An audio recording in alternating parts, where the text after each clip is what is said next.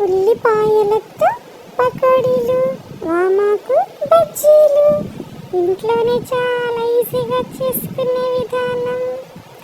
15 నిమిషాల్లో చేసేసుకోవచ్చు ఈ బజ్జీలు. పకోడీలు కూడా చాలా ఈజీ. దీనికి కావాల్సినవి ఉల్లిపాయలు ఇలా సన్నగా కోసుకోవాలి, 4 పచ్చిమిరపకాయలు, 1 కప్పు శనగపిండి, 2 స్పూన్లు బియ్యపిండి, రుచికి సరిపడా సాల్ట్. ఇప్పుడు ఉల్లిపాయ ముక్కలన్నీ ఇలా కలుపుకొని కొంచెం నీళ్ళు వేసుకొని పిండి కలుపుకోవాలి.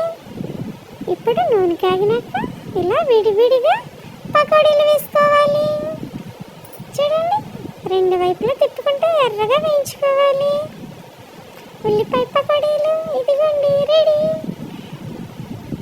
చాలా ఈజీగా చేసుకోవచ్చు. మీరు కూడా చేసుకోండి, చక్కగా వేడివేడిగా తినండి. ఇప్పుడు వామాకు బజ్జీలు. ఇవి వామాకులు 1 కప్పు శనగపిండి, 1 స్పూను బియ్యపిండి, రుచికి సరిపడా సాల్ట్, చిటికెడు తినే సోడా ఉప్పు వేసుకుని ఇలా ఉండలు లేకుండా మొత్తం కలుపుకోవాలి. కొంచెం కొంచెం నీళ్ళు వేసుకుని పిండంతా ఉండలు లేకుండా ఇలా కలుపుకోవాలి.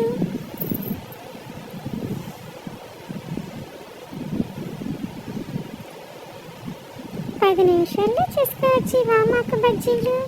చూడండి, గరిటెతో ఇలా అన్నాం కదా, పిండి అంత పలుచగా ఉండాలి. ఇప్పుడు వామాకులు ఈ పిండిలో మంచి 2 వైపులా ఇలా నూనెలో వేసుకోవాలి. 2 వైపులా తిప్పుకుంటూ వేయించుకోవాలి. చూడండి, వామాకు బజ్జీలు అయితే చాలా ఈజీ.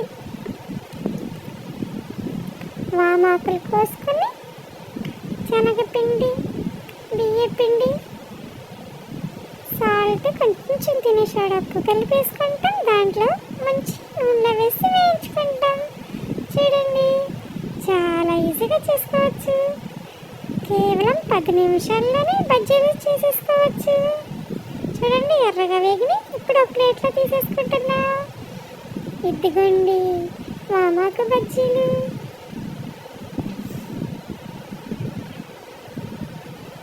మీరు కూడా ఇంట్లో చేసుకుని చక్కగా తినండి. దీనిపైన ఇలా కారం కూడా చల్లుకుంటే బాగుంటుంది. ఉల్లిపాయ పకోడీలు, వామాకు బజ్జీలు.